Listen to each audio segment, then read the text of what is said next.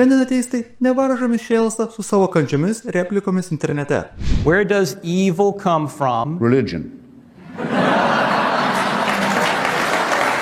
Tačiau ne visada jų gyvenimas buvo patiktukais klotas. Tekdavo lindėti pogrindėje ar už savo pažiūras pakovoti, o kartais net ir galvą padėti, kaip kad nutiko LDK bajorui Kazimierui Ličinskiui 17 amžiuje. Trumpai apžvelkim ateizmo istoriją, kai ateizmas buvo ir kaltinimas, ir sunkiai įsivaizduojama pozicija, ar net politinės programos dalis. Pats žodis ateizmas kilęs iš graikų kalbos žodžio ateos. Teos reiškia dievą, o priešdėlis a reiškia neigimą, trūkumą. Tai ateos reikštų netikėjimą dievais ar dievų neigimą ir buvo naudotas apibūdinti bedievius, nepamaldžių žmonės ar dievų prakeiktus. 4 amžiuje žodis iš graikų perėjo į lotynų kalbą – ateos. 16 amžiuje į kitas kalbas, pavyzdžiui, prancūzų atea, ispanų ateo, kartu atsirado ir vediniai ateizme, ateiste, ateizmu. Istorijos eigoje žodžio vartojimas kito. Ateos galėjo reikšti ir keiksmažodį, bedieviams priešams apibūdinti. Pavyzdžiui, graikai taip įvardino persų armiją. Kartu tai galėjo reikšti ir prieštaravimą pagrindiniai religijai ir jos praktikoms. Štai 4 amžiuje visi, tiek krikščionys, tiek pagonys, tiek žydai vieni kitus vadino ateistais. Šiandien pagrindinė reikšmė, kad ateizmas yra dievų egzistavimo neigimas. Kitaip tariant, į klausimą, ar dievas yra, ateistas atsakytų ne. Kitas naudojamas apibrėžimas, kad ateizmas reiškia tikėjimo dievų nebuvimą. Tai labiau puntų psichologinę būseną, o ne pozicijos palaikymą. Aš pagrindę aptarinėsiu pirmąją reikšmę ir ieškosiu istorijos žmonių, kurie teigia, kad dievas neegzistuoja. Dar yra klausimas, kaip plačiai suprantamas ateizmas. Siauriausia prasme, tai būtų tiesiog religijų neigimas ir jų kritika. Plačiausia, kad ateizmas yra dalis kitų judėjimų bei tendencijų, kaip kad laisvamanybė, humanizmas, skepticizmas, sekuliarizmas. Šiuo atveju man įdomesnis platesnis vaizdas. Kartu ir pačių tikinčių argumentai nukreipti prieš tam tikrus religijų aspektus, kurie buvo svarbus šių idėjų vystymus. Pirma stotelė – Graikija, kur žodis ateos pirmą kartą panaudotas 5 amžiuje prieš Kristų. Religija vaidino svarbų vaidmenį kasdienime gyvenime. Ant kas antros kalvos buvo po šventyklą, gyvenimas vyko nuo vieno festivalio iki kito, o kur dar būtinybė išmanyti visą dievų panteoną su visais giminystės ryšiais ir intrigum. Kita vertus, kiekvieno tikro filosofo pareiga yra rasti prie ko prikibti ir su kuo nesutikti. Ksenofanas pašiepė manymą, kad dievai gali būti panašus žmonės, kad jie gimsta, dėvi drabužius ir panašiai. Jis pokštavo sakydamas, kad jei gyvūnai galėtų piešti, jie pieštų dievus panašius save. Arkliai vaizduotų arklius, o karvės dievus su karvės kūnu. Jo nuomonė yra vienas amžinas nekintantis dievas, kuris neatsakinėja žmonių ritualus ar maldas. Be abejo, toks požiūris nėra ateistinis, bet įdomus dėl savo kritikos įprastom religiniam praktikom. Prodikas siūlė religijos kilmės teoriją, kai dievai iš tiesų buvo žmonės, kurie išrado kažką naudingą ir ilgainiui tapo garbinami. Demetrėja, žemdirbystės deivė, pirmoji sugalvojo, kaip kepti duoną, Dionisas, kaip daryti vyną ir taip toliau.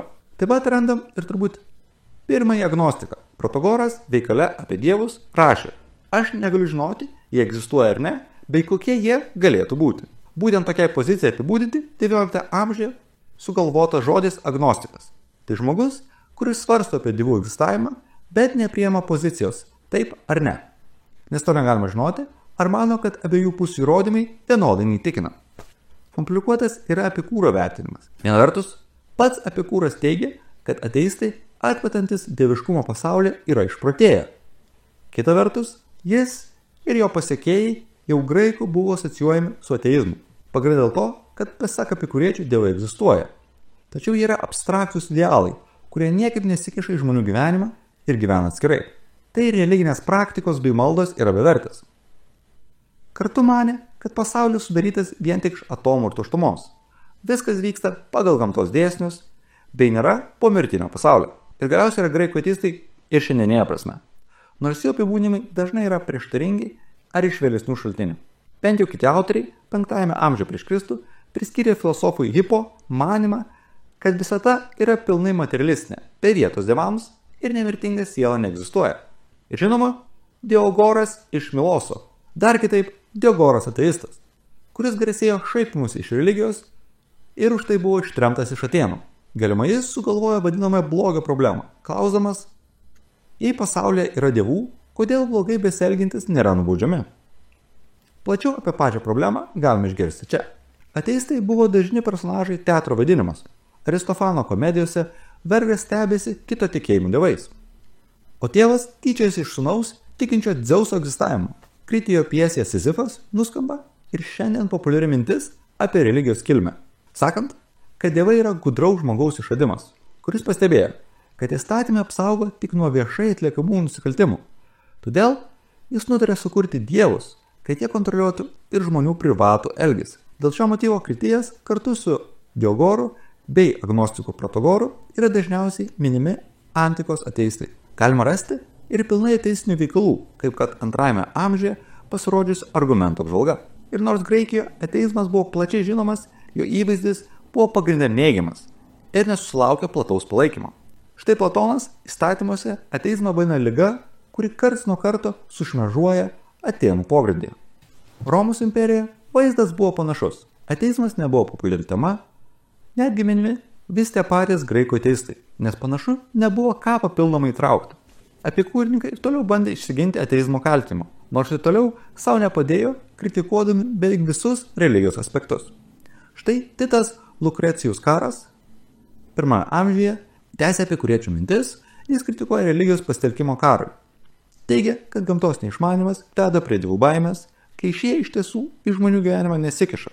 Klaidingų laiko gamtos reiškinių, kaip kad audros ar liūstino priskirimo dievams. Taip pat teigia, kad nėra jokios apvaizdos bei pomirtinio gyvenimo. Menininkai vėl susilaukė spekulacijų apie asmeninės pažiūras dėl žodžių, kuriuos išsako jų personažai. Satiristas Lucian pagarsėjo savo įvairiais personažais, kurie kritikuoja ar šaiposi iš religijos. Jo kūriniuose sutinkamas jokios religijos nepraktikuojantis filosofas Demonakas, kuris sako, nesistebėkite, kad neaukojo Atėnei, netrodo, kad jai ko iš manęs reikėtų.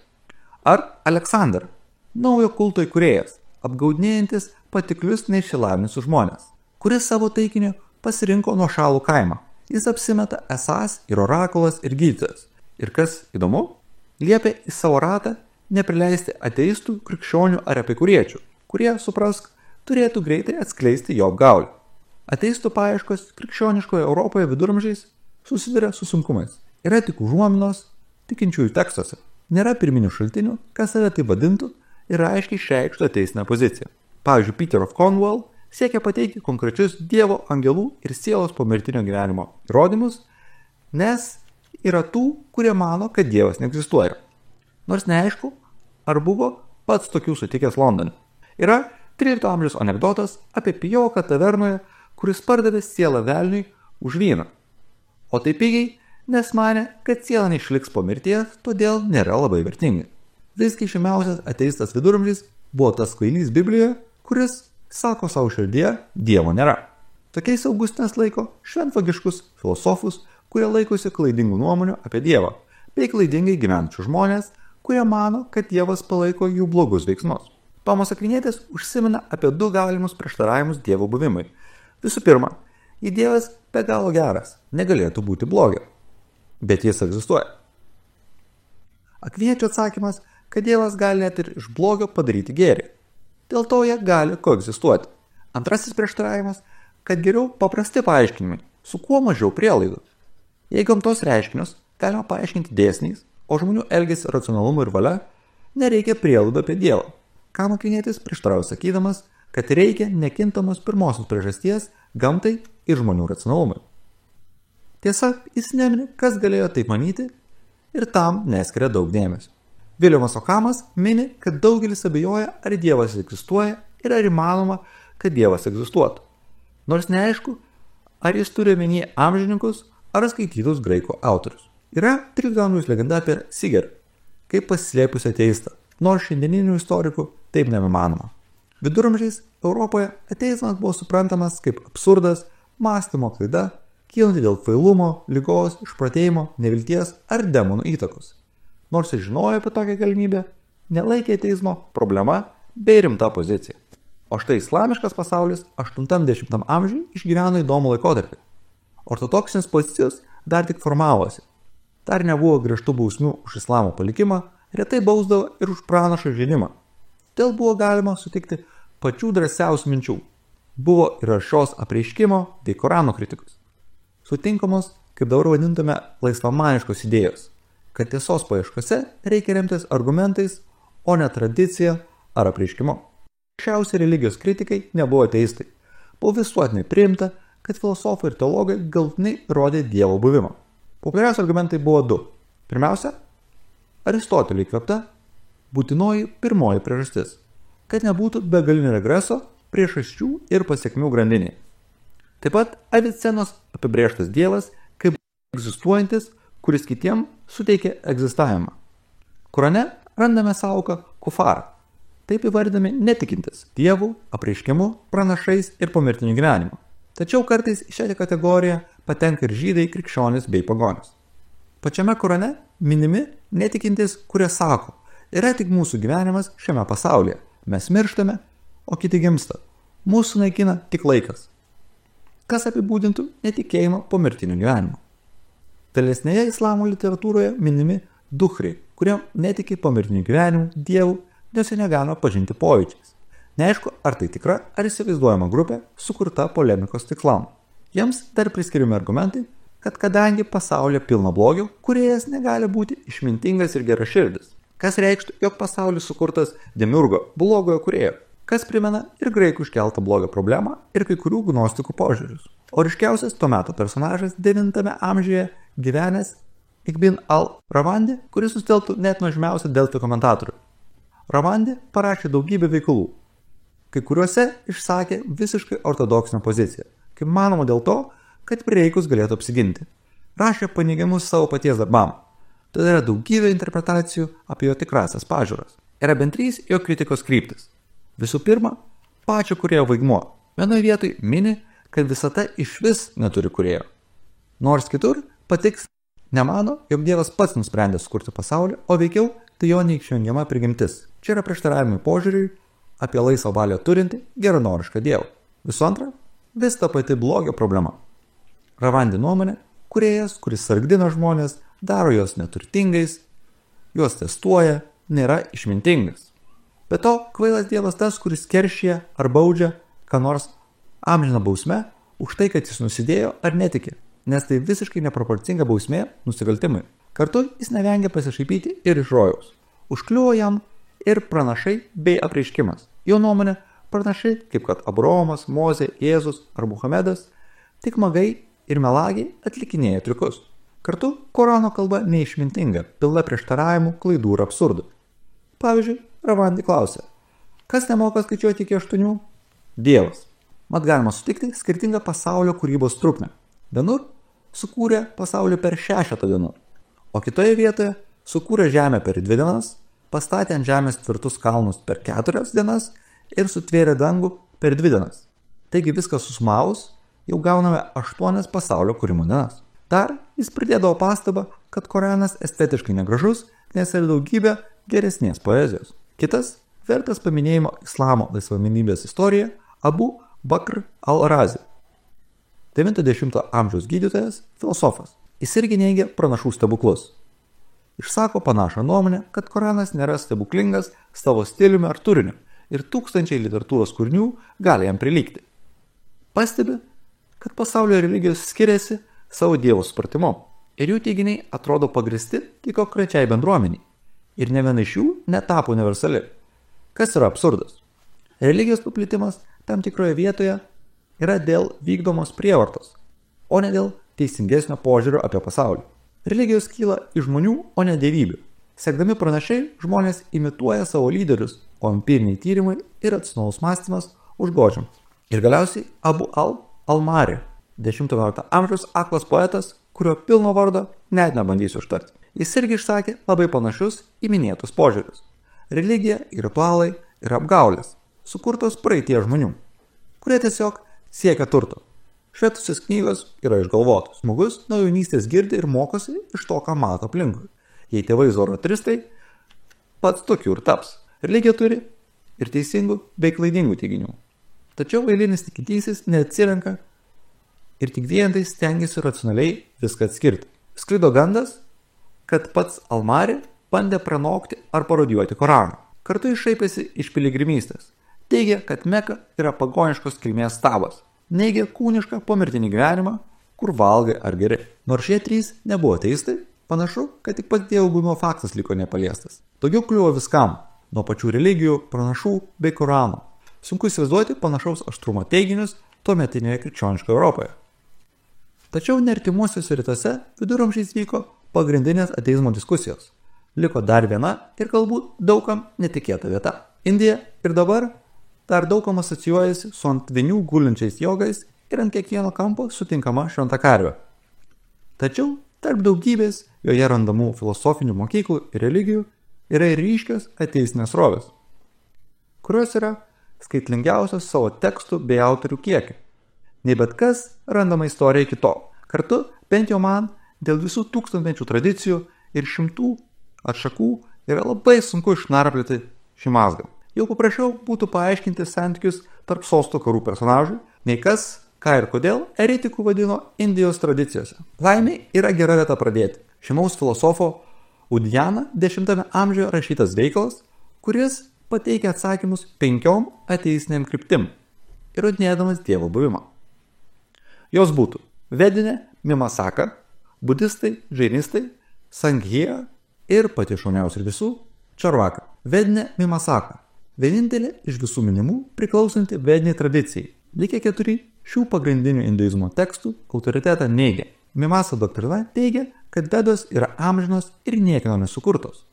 Ir negalima įrodyti, jog Dievas yra jų autorius. Taigi toks požiūris išlaiko daugybę antgamtinių aspektų, tik atmeta patį Dievą. Kai kurios budizmo atšakos yra ateistinės. Nors ir čia vėl greit atsiranda komplikacijų. Panašu, kad pats Buda buvo ateistas, tačiau jau 5 amžiuje atsirado tradicijų įlaikančių vieną iš Višnos įsikūnimų. Budizmas turi panašumų su džainizmu ir Sanghija. Visur pasaulis yra amžinas. Taip pat yra ir karma bei persikūnimas. Tik jie irgi amžini ir niekieno nesukurti. Labiau veikia kaip tiesiog gamtos dėsniai. Udjana minimi budistų ateistiški argumentai būtų šie. Negalima daryti išvadų apie Dievą, nes jis nėra pažįstamas pojūčiais. Be to, įprastai veiksmai atliekami turint omeny kokią nors tikslą. O Dievas turėtų būti patenkinęs visus savo poreikius, todėl nieko nenorėtų ir nesiektų. Pavyzdžiui, sukurti pasaulį. Džainistų argumentas, kad net jei Dievas egzistuotų, jis neturėtų pagrindo tikram žinojimui. Mat žinios įgyjamos, kai sužinoma kažkas naujo apie dar nepažįstamą objektą. O visažiniui Dievui viskas turėtų būti jau ir taip žinoma. Taigi jo žinojimas nėra tikras. Tai kokia prasmė tikėti būtybę, kuri neturi tikro žinojimo? Sankhija prieštarauja Dievo buvimui, pagrinde remdamiesi savo pasaulio supratimu. Pagal juos yra 2 jėgos ar substancijos, kurios yra amžinos ir nepriklausomos. Prakti, pirmapradė energija, gamta ir pusrusa, asmenis, nemateriali siela. Taigi visko pasaulio atsiradimas yra šių 2 jėgų susijungimas ir Dievo tam nereikia. Ir galiausiai Čarvaka, aršiausia grinai materialistinė pasaulėžiūra, kuri pykosi su visomis kitomis Indijos tradicijomis. Mat, nemanė, kad egzistuoja ne tik Dievas, bet ir nemateriali siela ar persikūrimas ar pomirtinis gyvenimas. Nereikia pasitikėti religiją ar atlikti kokias nors apeigas. Arba, kaip poetiškiau išsireiškia, nėra jokio rojaus, išsilaisvinimo, jokios sielos kitame pasaulyje, kol gyvenimas tęsiasi, leisk žmogui gyventi laimingai, nes nėra nieko anapus mirties. Jei kūnas tampa pelenais, kaip jis gali sugrįžti? Šia gražia nata ir norėtųsi užbaigti trumpą ankstyvo ateizmo istoriją. Nuo atsiradimo ir pirmųjų pabumbėjimų ir pasišaipimų iš religijos iki pilnų pasaulėžiūrinių sistemų atsiradimo, kurios toliau istorijos eigoje tik plėsis ir stiprės.